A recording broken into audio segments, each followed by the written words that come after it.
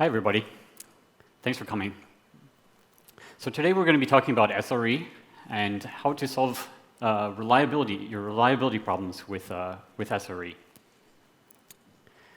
My name is Ian Lewis. I'm a developer advocate at Google. I focus on infrastructure, particularly containers, security, and SRE. And I'm based in Tokyo, Japan. So I cover most of APAC and provide feedback to the product to make developers' lives easier. So to start off, why are we even thinking about this? What worries us about reliability? So the reason why we need to care about reliability is because applications need to be reliable in order to serve the purpose for why they exist. They need to actually be available and usable by end users. So we'll make the case a little bit during this presentation about the reliability, that this is the availability to your end users is actually what you really care about, the reliability of your applications.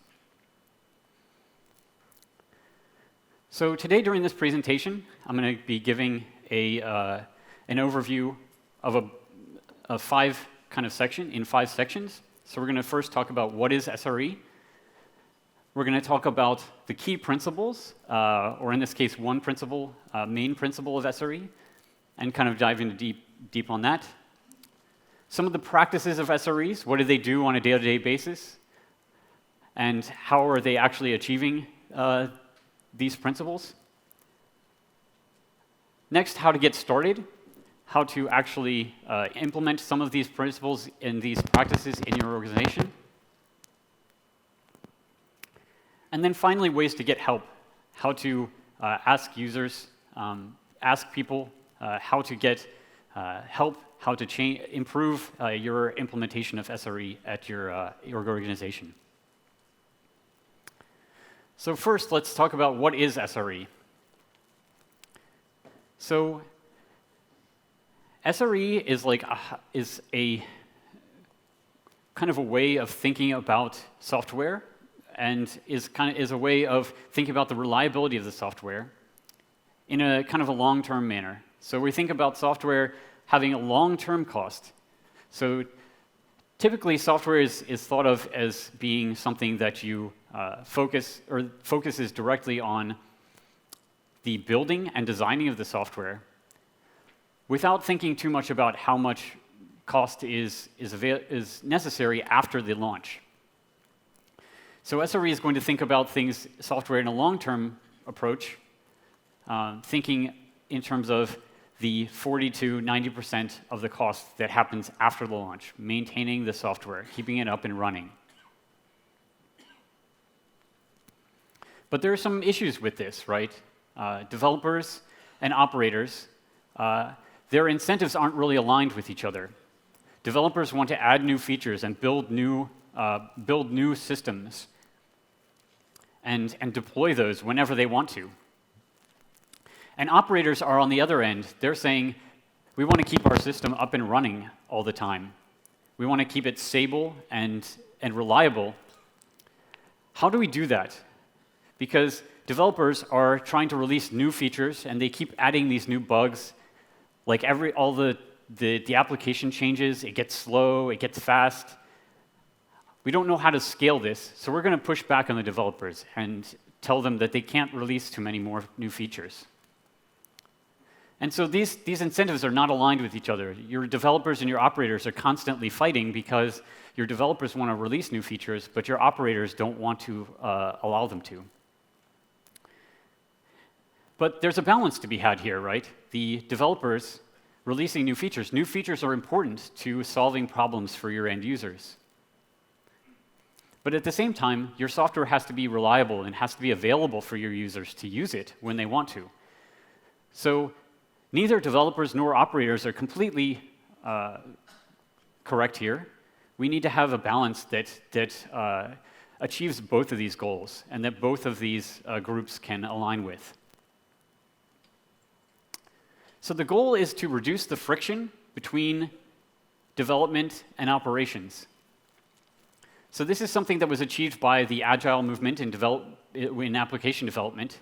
to solve the communication and boundaries between business and development.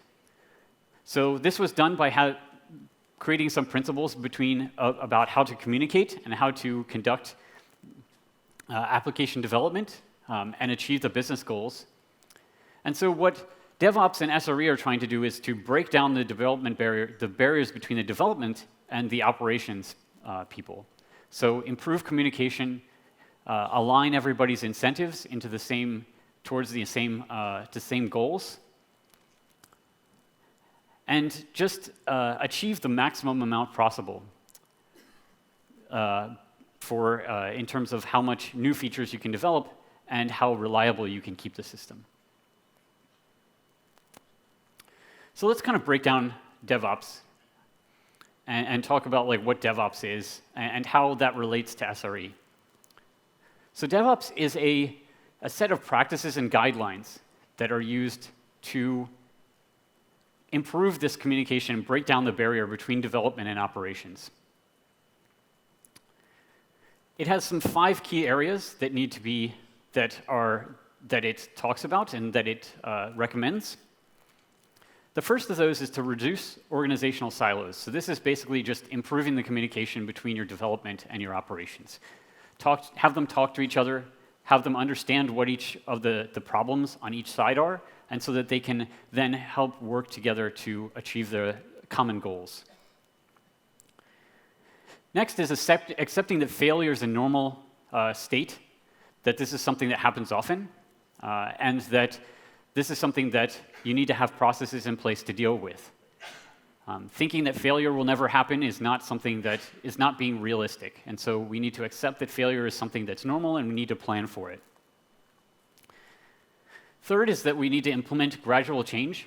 So don't think that you have to implement everything all at once. Just make sure that you're making progress. You're making changes that are improving the reliability of the software and the processes that are in place. Fourth is leveraging tools and automation.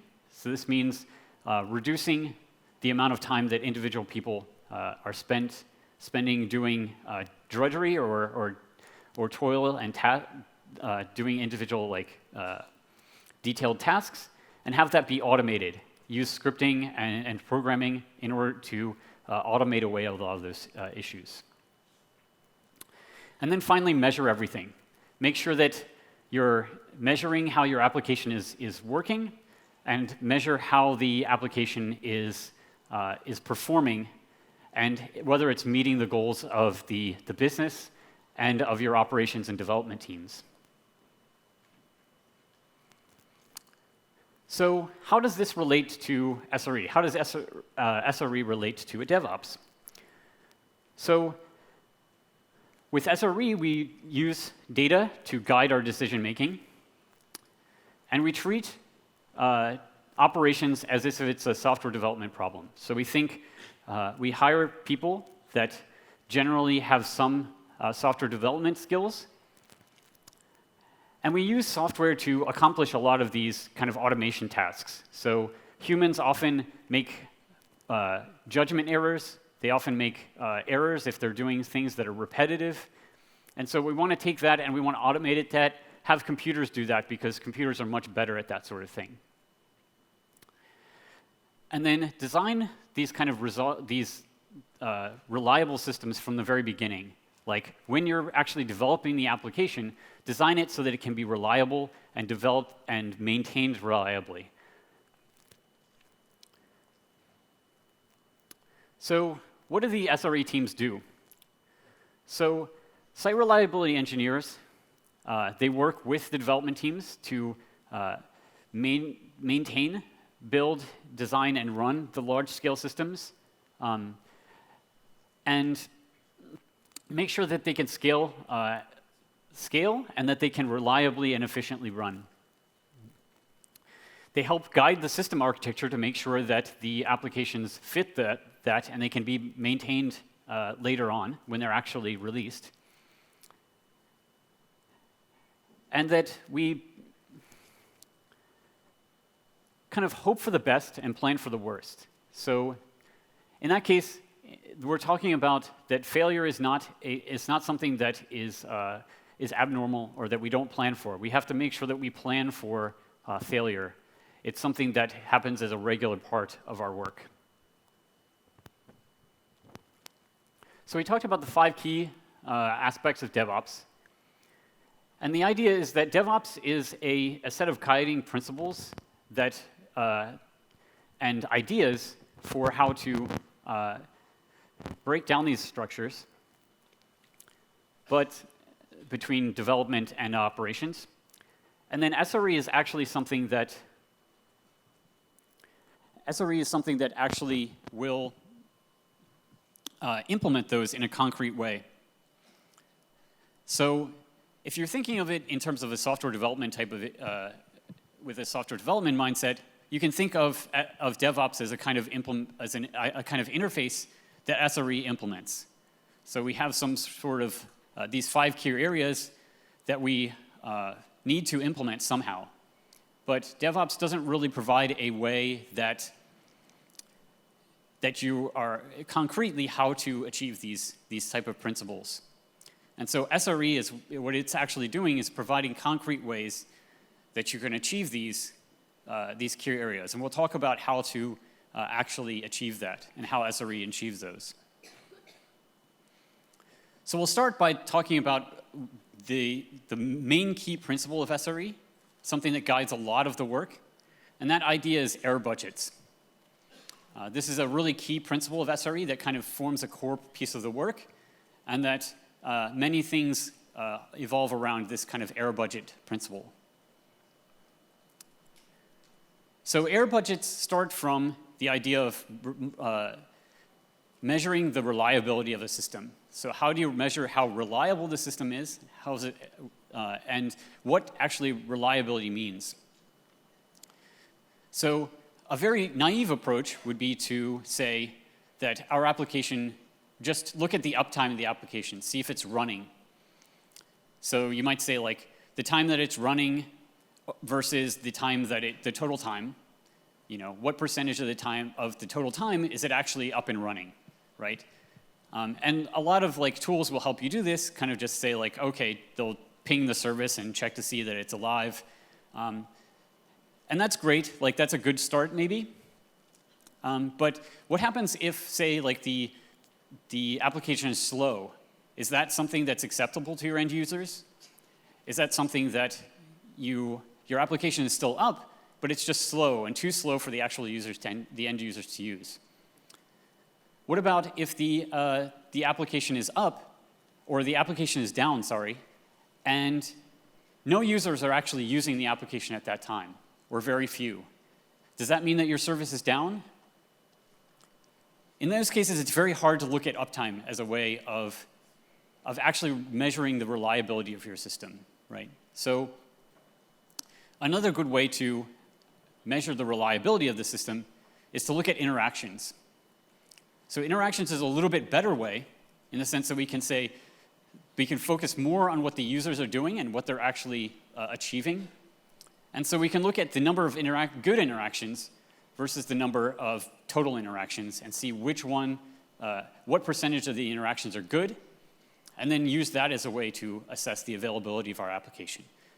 So something like a web service, you can think of it in a very simple way, might be the number of OK responses or from your web application versus error responses. Or you can get a little bit more complicated and measure each individual action. But looking at interactions is just overall kind of a better way of doing things.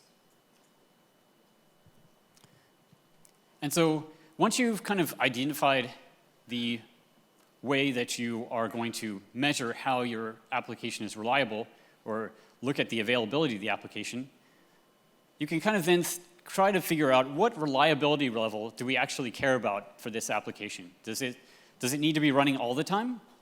Or is some downtime okay? Right, so we'll look and say this application, say, just needs to be available 99.5% of the time. And if we look here, we can see that in a 30-day period, that means that we can have 3.6 hours of downtime every month. So that means that our application can be completely down for 3.6 hours. So that gives you kind of an idea of what 99.5% availability is, like how much downtime per month is okay. And that can allow you to figure out the right level of reliability that you need. But you'll also notice here that as you go from 99.5 to 99.9, you don't think that that's very much of a difference. But when you look at the actual time that you can be down, that goes from 3.6 hours to 43 minutes, right? And then even as you go and add even more nines to 99.99%, that's 4.32 minutes, right? That's really, really short every month, right? So it goes down very, very quickly. And so actually achieving these targets can be very, very difficult because it requires more and more cost to actually achieve these targets. Another idea is that this 21 minutes here for, say, 99.95% is a target or a level of downtime that's accepted if our system is 100% unreliable during that period of time, right? So we also have to think about, what if our application is returning 10% of the errors, or 10% errors every, or 10% of the requests are errors. Our application is not completely down. It's still accessible 90% of the time, but 10% of the time it's not available. So in this case, we can see that in order to achieve our kind of 99.95% reliability at 21 minutes, this, if our application is down for 10%, at 10%, we can be down for 3.6 hours. So that means that the error budget, or the errors that we are able to accept, can be kind of smeared over a longer period of time. And this is important because we're looking at an application that's 10% unavailable. So we can't look completely at whether the application is up or down. Looking at the interactions, like I mentioned earlier, is a much better way of assessing the availability of your application. Right? So you'll notice that on this particular chart here that I was looking at, we don't have 100% on this chart at all, right? And why is that? It's because 100% is not actually the target that we want to look for. 100% is prohibitively expensive for most applications because in order to get 100% reliability, you have to spend a huge amount of money and time, and you're still not going to achieve it. It's generally not an achievable target because applications will fail, servers will fail, and you only have so much time during the day. And so, but at the same time, your applications are also going to be fine if they're down for just a few minutes every month, in most cases. And so we need to look at that from a realistic point of view and try to find the right balance of how much availability is required to actually release new software. So we kind of think about this in terms of an error budget. How much error are we willing to accept while at the same time releasing new software that could have bugs and could change the way the software is run and operated? So this is the flip side to availability, right? So if our availability is 99.95% availability, that's our target, then our error budget is the 100% minus that 99.95%, so 0.05%.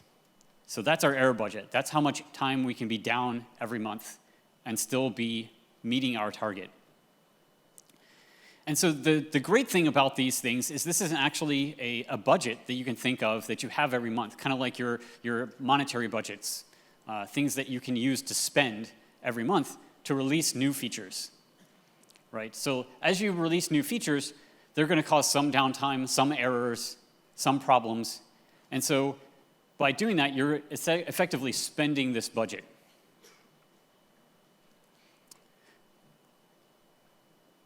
So some of the benefits to error budgets is that you can think of it in terms of a budget, things that you like go through every month before you spend it all.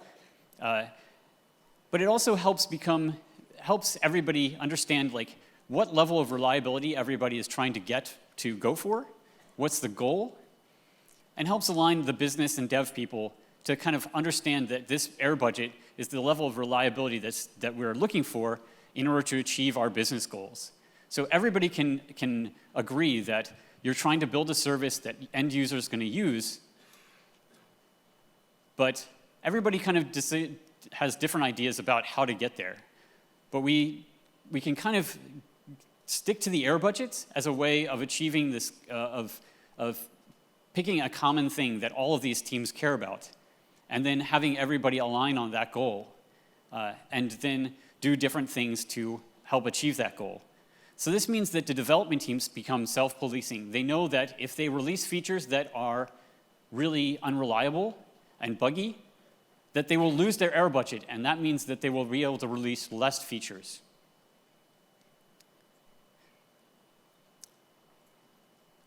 This is something also that dev teams can help kind of manage themselves. They decide how to spend their air budgets, which features are more important.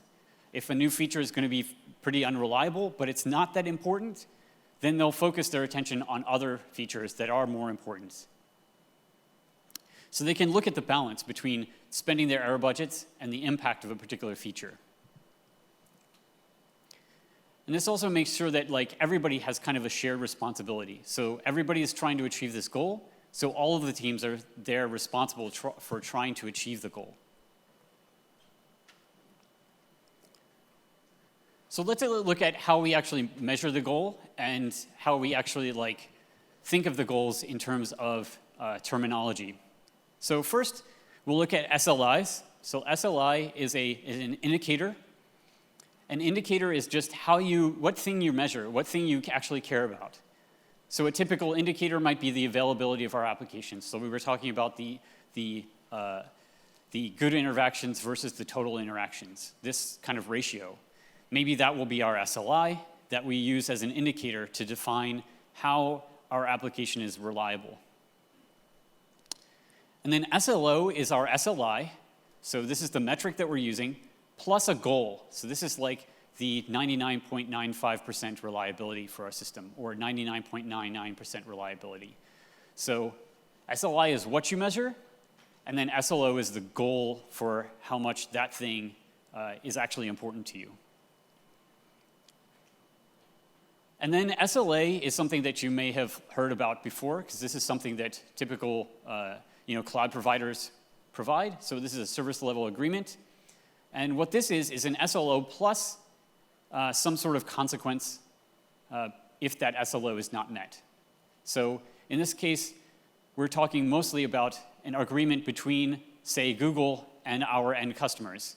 So like if our services go down, then we will then pay back some of the money that the customers spent paying for the service that was down, for instance.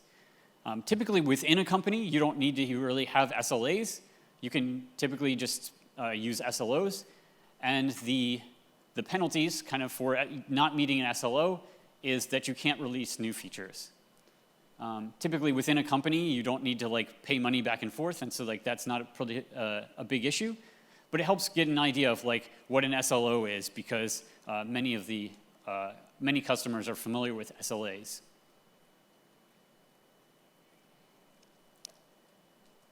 So SLOs are really important to like what we're doing. This is the goal that we're trying to achieve, right?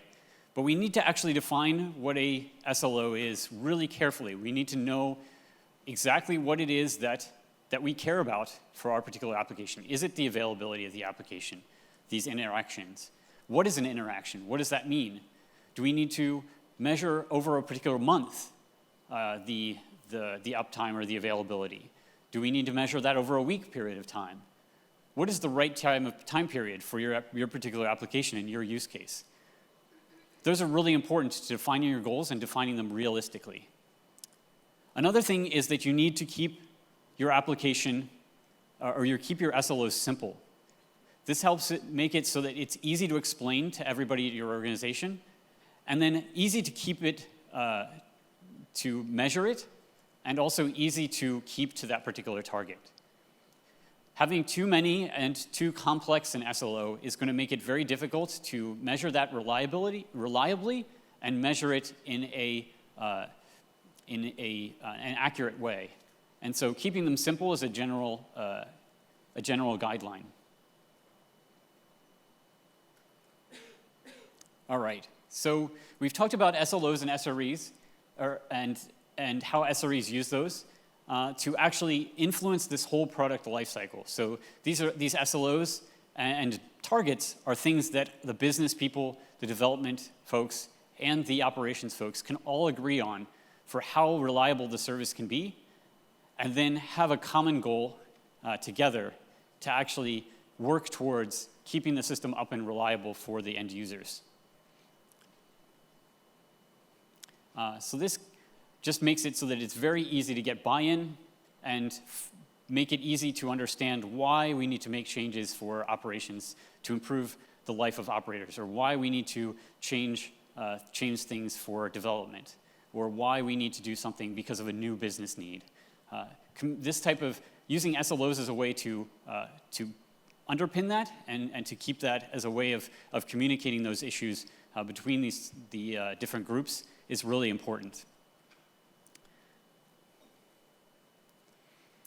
So we talked a little bit about how SRE implements DevOps. So we talked about three of these 5 key areas. So reducing organizational silos, we do this by having shared ownership of the reliability of the application. So this is by using SLOs and error budgets, also accepting failure as normal. We don't have 100% error budgets. We don't have 0% error budgets and 100% availability. We have an availability that's good for our particular application or meets the application's needs. And then finally, we're measuring the reliability down here at the bottom for the 5th one by defining an SLI that we actually care about to define the reliability of our application. So let's next look at the practices of an SRE. What does an SRE actually do kind of during his day job, and what sort of things they think about and care about during their normal work? So these are the kind of areas that SREs practice, or these are the things that they do kind of on a daily basis and think about on a daily basis. So the first is metrics and monitoring. We also think about capacity planning, how to make to think about future capacity, future needs for the system, how to think about change management, responding to emergencies, and then finally the culture. So let's kind of walk through each one of these one by one and take a look at them. So first is kind of monitoring and alerting. So another term that you might have heard is observability, like the actually observing and understanding how the system is working. And so what this is actually is monitoring how the system is working, seeing its performance, seeing its reliability, measuring lots and lots of different things to understand how to debug and troubleshoot the system when things go wrong. And most importantly, measuring the SLOs that we care about in order to actually meet our business needs. But then also, like on alerting, so we can think of alerting not as something that we necessarily do when our SLO is not met. Like we're not going to get an alert once a month or whatever. We'll want to alert when our SLO is threatened, when our SLO is within some threshold or seems like it may not be met. So if you think of error budget, like every month that you have, like say you have a few hours of error budget, maybe you're using that error budget a little by little over the month. So you can think about how fast you're burning that error budget over the month. If you're burning it too fast, then maybe we want to send an alert and say, oh, okay, we're using the error budget too fast this month. We need to figure out how to improve the reliability so that we can meet our error budget for this month. If we continue down this path, we're going to end up using all of our budget way too soon. So things like that. We want to make sure that we know beforehand if our SLO is not going to be met. Next is demand forecasting and capacity planning. So this is just thinking about long-term, like how the application is growing. Like if you think of, say, like each new user that I add to the system requires so much new resources for the system. Then, in that case, we need to think about in the future, what if we have 100,000 users now, but maybe we have 1 million users next year? What is that going to mean? How much money is it going to cost? Is our infrastructure scaling to meet that? Like, if we have 1 million users, if we're going to be losing money, if we're losing money per user, or we're not getting enough money from the business per user, then maybe we need to think about like figuring out some other kind of strategy to improve that. So this is just thinking about future planning so that we don't get into the situation of like, as our new users come on, that our application has become more unreliable and become less performant. We need to think about how the application is going to scale long term. So this is something that SREs need to care about. Next is kind of the efficiency and performance. This kind of goes hand in hand with the capacity planning in the sense that we need to care about the efficiency and the performance and make sure that that scales as you get new users and so that doesn't affect the reliability of the application. So SREs need to be monitoring the application for performance, not just availability and things like that. And also thinking about the performance as a component of availability. If our application takes too long to respond, then we need to think of that application as being unavailable. All right, next is change management. And I've kind of talked about this already in the sense that as you're releasing new features and making changes to your system, they're going to be inherently making the system more unreliable. There's new bugs, there's new performance changes, there's new behavior changes. And so as you're making changes to the system, it's going to become more unreliable. And so this is just saying that you need to make sure that you are releasing changes, but also maintaining the reliability, making sure that you're still meeting your reliability goals. So this means like if you go over your error budget, you need to think about not releasing any new features or freezing new updates so that you can regain the trust of your users before you start releasing too many new features that impact the reliability of the system. And so part of that is also, but the flip side is also maintaining maximum change velocity. So this means that as long as we're meeting the error budgets, we want to release as many new features and new changes and new updates as we want. We want to make sure that we are staying agile and achieving the goals of the business as long as we're meeting these error budgets. If we're meeting the error budget, we don't need to care about the reliability so much, and so we should be able to be as agile as we want to. So we need to realize that both sides of the coin are very important. And then finally, a combination of change management and capacity planning is provisioning. So this is just kind of thinking long-term about more strategic planning and ideas. So not just things like how many new servers, how much are we scaling in the right way, but also if you say have entire regional outages or zonal outages, maybe you need to have 2 zones so that you can fail over from one zone to the other in order to achieve the right level of reliability. Thinking about things in that way can help you kind of understand what sort of new capacity or new infrastructure you need to provision to maintain the goals, meeting your goals in the future. Next is emergency response. So things are, as our application we're releasing new features and things like that, and then just as part of life, emergencies happen, servers break down, applications crash, and so you need to be able to respond to these things and fix the problems when they happen. And so this typically involves some sort of on-call rotation. So having some way of sending alerts to people so that they can then go and fix the problem, but also enabling them to reach out to other people that they need to in order to troubleshoot and fix the problem.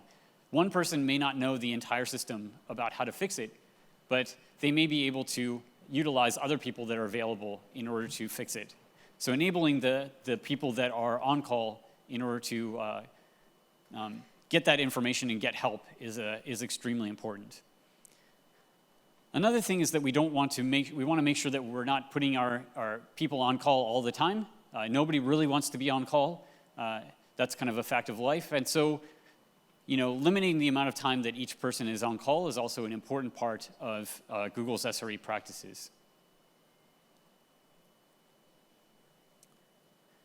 So after there's some sort of an error or some sort of an incident that happens, something goes down, somebody gets paged, and you go in and fix the problem. Afterwards, we want to create a report, a post-mortem, or an after-action report, and we want to document everything that happened. So make sure that we know that what happened, what the root cause of that problem was. Maybe even though we fixed it, we don't know right away what the real problem was, what the actual problem was. Maybe it was like some sort of configuration change, but the real problem is that our policy or our procedure for updating that configuration is not good enough. Maybe we had to have more checks in place. Maybe we need to have more automated tests. So these are the types of things that you need to talk about and think about during the post-mortem phase. And so it's important not to write in a post-mortem for every little thing that happens, but it's important to know what are the thresholds, like what are the things that are a significant outage in order to actually create a post-mortem. So things like if there's data loss of any kind, if there was a sizable or user visible downtime, things like that really warrant a post-mortem. Another important part of post-mortem is recommendations and actions that should be taken in order to make sure that that sort of incident doesn't happen again. What sort of policy changes, what sort of new tools and automation need to be put in place in order to make sure that those events don't happen again. And so making sure that these sort of events don't happen again is really important, and making sure that you don't make the same mistake twice is super important. And being able to go back and document it, those are all things that are important so that you can go back and look at it later. But one of the main things that you need to think about is blamelessness also. We can't think about blaming individual people for something that went wrong. We can't blame the person that made the configuration change if really the problem is the fact that there's not enough checks in place to make sure that the configuration is good. And each individual person makes mistakes often, especially if the task is repetitive or if it's something that they do without too much thinking. And so this is something that's just a systematic problem. This happens often, and so we have to think about it in terms of anybody could make those type of mistakes. And so these are things that we need to fix somehow. It's not productive to blame individual people. It's more productive to think about the actions and types of things that you want to do to make sure it doesn't happen again. Plus, it's not very fun to be on the brunt end of this. I'm sure that many folks have been, people have gotten angry at you because of some sort of mistake that you've had. But in reality, it wasn't actually necessarily the fact that it was you. Anybody could have made that mistake if they were in your position. So this goes into my next point, which is toil management. So this is something these are types of tasks that are repetitive and that you often make mistakes doing because they're things that nobody really wants to do them. You're not motivated to do them. You're not really motivated to do them really right all the time. And so this is also things that don't make the system better. They don't improve the system, make it more reliable. This is just getting from the baseline, getting back to the baseline, getting back to normal. So things like incident response is a typical example. If there's an incident or if the application is down, me spending work getting that back to normal, that's toil. That's work that's not making the system better and more reliable for the future. It's just getting it back to the normal state. And so what we want to do is make sure that we're not doing toil as much as possible. Or at least that it's within a certain threshold, that each person is not doing more than a certain percentage of their work being toil during any week or any month. First off, it's not fun to do this, and so people get burnt out and they quit their job and things like that if toil is all they're doing. And then second, it's easy to make mistakes when you're doing this type of work. It's not something that people in general are good at, and so what we should be focusing on is more on making the system better, improving the reliability, thinking about future strategy, things like that. That's where we should be spending most of our time. Another important part of culture is to build a proper team. So think about people that have some software engineering understanding, how software engineering works, so that they can help automate systems, and also have system engineering experience, or at least have a balance of people on your team. So people that have a good 50-50 mix between software engineering and system engineer skill sets are the perfect type of person for SRE. So everybody should be able to step in and provide some sort of insight into how to make things better and improve things. Another important part of the culture is to be empowered as part of an SRE work. So we're talking about SLOs and SLIs and making sure that we're meeting our error budgets and our toil budgets. But if we don't actually do something when we're not meeting those goals, then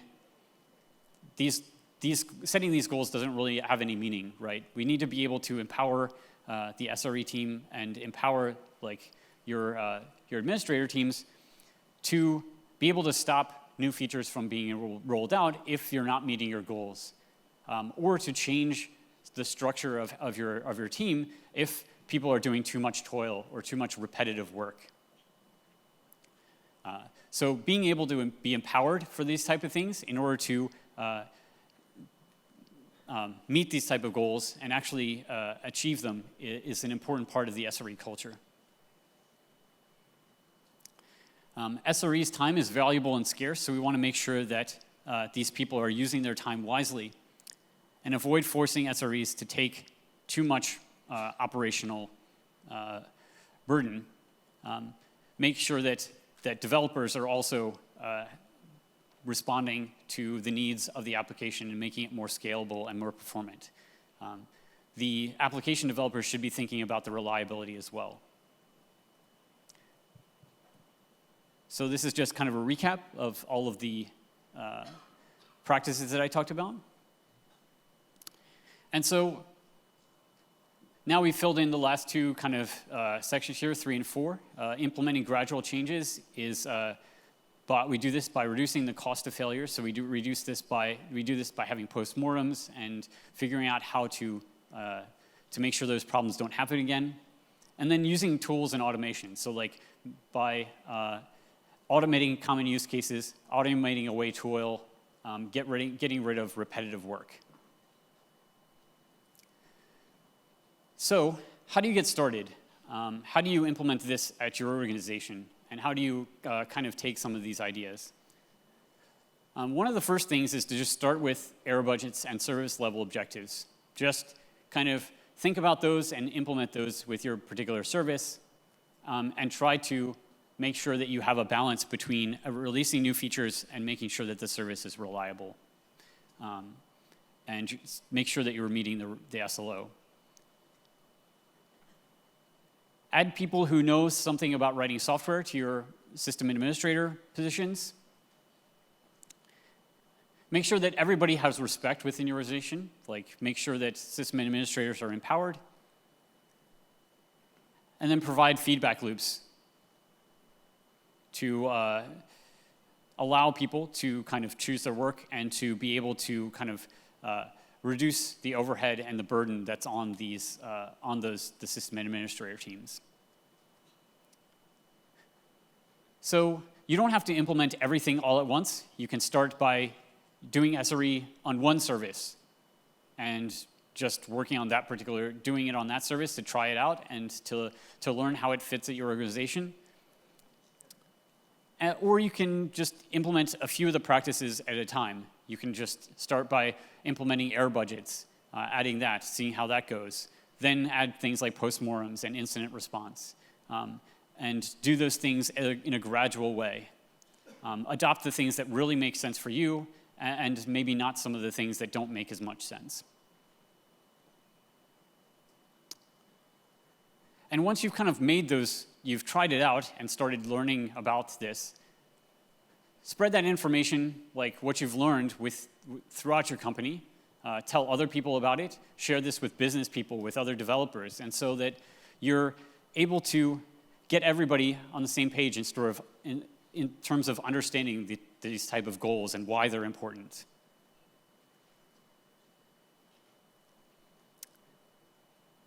So,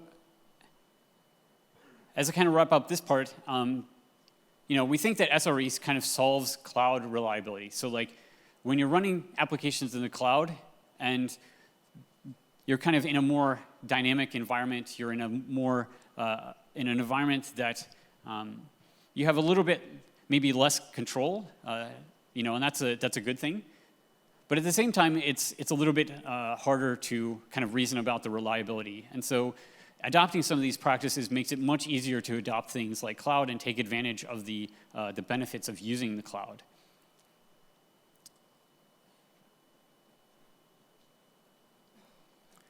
So at the end here, just talk about some ways to get help. So at Google, we have a program called Customer Reliability Engineering. And what this is the site reliability engineers actually consult and talk to customers about their practices and help them implement site reliability engineering. And so what this is like people who have deep SRE experience at Google talking to and working with customers to help define their LSLOs and define their work and how they're implementing SRE. And so this is a very high-touch program, so that means that executive support for creating and adhering to these error budgets is super important. You need to already have some idea of your buy-in from your business and your development and your operations teams in order to implement this, because if you're not already empowered, it's going to be very hard to have an SRE be effective, or have SRE be effective, and for the CRE to actually help you. And also willing to invest time and energy into actually improving this. So at a certain point, you may be in this situation, and you may want to talk to an SRE or get a CRE to work with your organization. And if you are, then please contact your account manager and have them and express interest. But CRE is also in high demand and is a high touch, so just kind of keep that in mind. But there are also other ways of getting help. PSO, or the Professional Services Organization, has some consulting that you can do, which is a little bit less high touch, and offers training on SRE, the SRE fundamentals, and some of the things that I talked about today in a little bit more of a detailed way. And so you can dive into that a lot more. And so, again, like talking to your account manager or your sales representative is a good start here. And then finally, if neither of those really work for you, then there are a number of books that are out now.